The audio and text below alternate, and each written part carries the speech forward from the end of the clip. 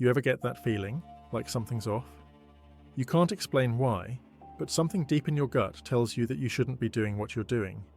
It's easy to brush that off, to keep moving forward, but sometimes ignoring that feeling can cost you everything.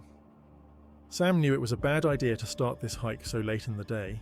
He was running out of daylight, and deep down, he understood he probably wouldn't make it the full 4 miles to the campsite he'd planned on.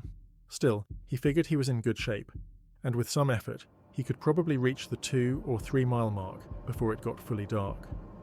There were a few decent spots to set up camp along the way, so he decided to go for it. But the terrain was tougher than expected, and Sam wasn't moving as quickly as he'd hoped. Pretty soon, the sun dipped below the trees, and he was swallowed by darkness. He flicked on his flashlight, but it barely cut through the pitch black ahead of him, maybe 10 feet of visibility at best.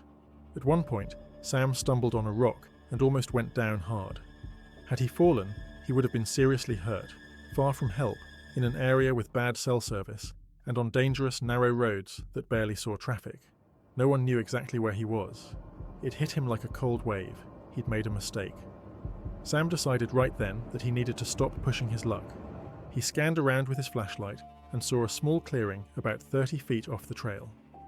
As he stepped into it, he found remnants of an old fire pit, just a few rocks in a circle, maybe blackened a little by soot. That gave him some peace of mind. Someone had camped here before, and they had clearly made it out. He felt a little more confident after that. Smart even. Sam hadn't brought a tent. He preferred to sleep on a foam pad with a sleeping bag and hang a tarp above him in case it rained. The surrounding pine trees made it easy to rig up, and soon he had everything set. A small fire crackled in front of him, casting warm orange light into the clearing. He popped open a can of beans and started eating. That's when he felt it. Something was off. He couldn't explain it. He wasn't hearing anything. Nothing had happened, but his skin prickled and his stomach tightened. He glanced around, eyes scanning the trees. But if you've ever sat beside a fire in the forest, you know your visibility is almost non-existent. The light makes it nearly impossible to see past a few feet. Everything outside the glow is swallowed in black. He tried to shake it off. Maybe it was just nerves. But then, a small rock, about the size of a marble, came flying out of the trees and landed right by his feet. He froze. That immediate rush of dread he'd been feeling suddenly had a face. He stood up, trying to peer through the shadows beyond the trees, but it was no use. He couldn't see anything. Over the next 15 minutes, Sam kept scanning and listening. He didn't hear any more movement, and no more rocks came flying into the clearing. Eventually, he started to rationalize it. Maybe he kicked it earlier, and it just shifted. Maybe a pine cone fell and knocked it loose. He told himself anything that would explain it away. Slowly, he settled back down and crawled into his sleeping bag beneath the tarp. Hours passed. At some point during the night, Sam jolted awake. The dread was back, stronger this time, and he still couldn't see or hear anything clearly. But then, he heard leaves rustling. Soft at first, like someone walking slowly, deliberately, about 30 or 40 meters out. He strained to hear. Were they coming toward him? Moving away? It was hard to tell. After a while, the sounds faded. He started to relax just a little. Maybe they'd walked off. Still, just to be safe, he reached out next to him to grab his flashlight. It was gone. He sat up, confused. He had left it right next to him when he went to sleep. He patted around, checking under the bag, the tarp. Nothing. That's when his stomach dropped.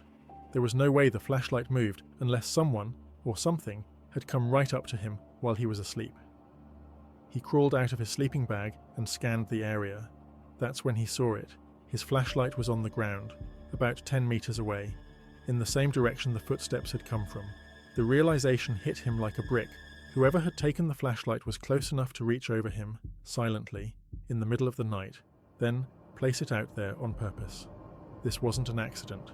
This was bait. He felt like he was going to be sick. But he knew one thing. He wasn't falling for it. Sam slipped on his boots, grabbed his knife, and backed toward the fire. He stoked it up, made it as large and bright as possible, and kept his eyes locked on the direction where the light had been placed.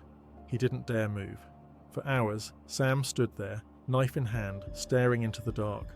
From time to time, he'd hear those footsteps again, crunching leaves, stopping and starting.